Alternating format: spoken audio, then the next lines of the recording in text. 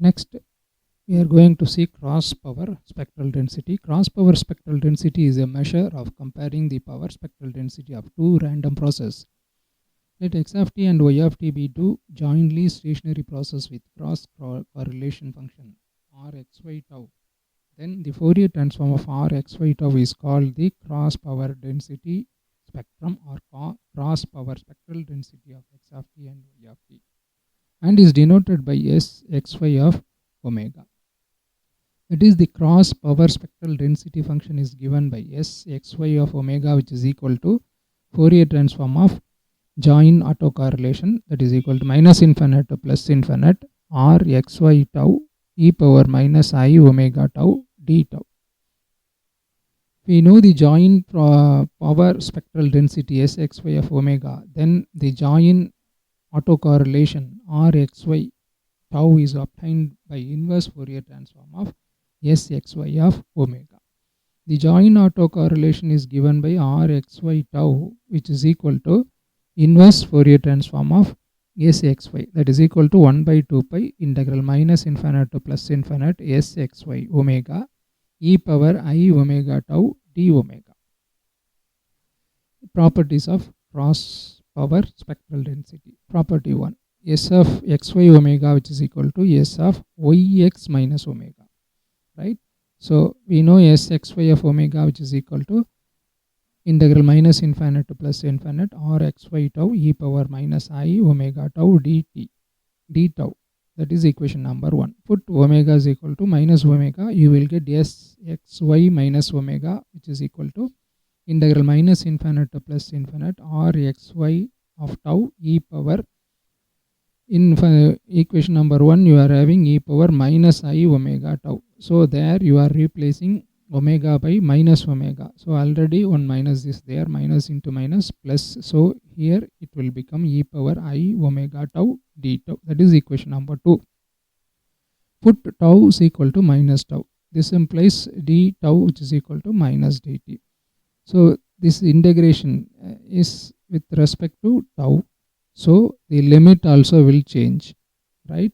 So changing the limit. So when tau is equal to infinite, minus tau is equal to minus infinite. When tau is equal to minus infinite, minus tau, which is equal to infinite.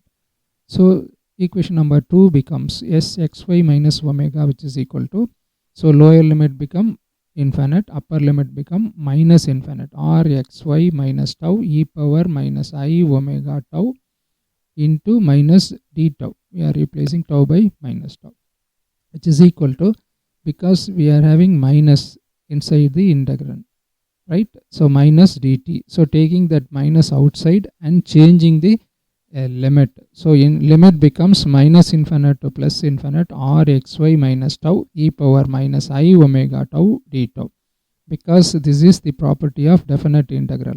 So integral a to b f of x dx, which is equal to minus integral, we are changing the limit b to a f of x dx.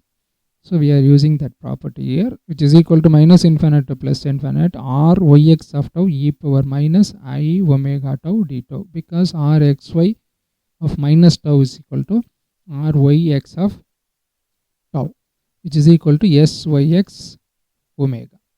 So hence sxy minus omega is equal to syx omega or sxy omega, which is equal to syx minus omega. Next property, sxy omega, which is equal to s star xy minus omega. S star is the conjugate of s. Conjugate, you know, complex numbers. In complex numbers, suppose if you are having the complex number 1 plus I, then conjugate of that complex number is 1 minus I. It is denoted by the star in the power, right? So next we'll see the proof. We know that sxy of omega, which is equal to minus infinite to plus infinite rxy tau e power minus I omega tau d tau. That is equation number 1. Now s star xy omega, that is conjugate, which is equal to minus infinite integral minus infinite to plus infinite rxy tau e power minus I omega tau star d tau, right? We are taking conjugate of the whole thing. So that is equal to, we are separating the conjugate, integral minus infinite to plus infinite r star xy tau into e power. So we know e power minus I omega tau is cos omega tau minus I sin omega tau, right? So conjugate is just, you have to change the sign of the imaginary part. So cos omega tau plus I sin omega tau, that is the conjugate of e cos omega tau minus I sin omega tau.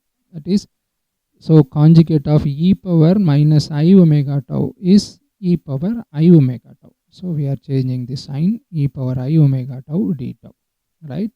So which is equal to integral minus infinite to plus infinite r xy tau e power I omega tau d tau, because r is a real valued function. So we will get, there is the conjugate of real number is same, right?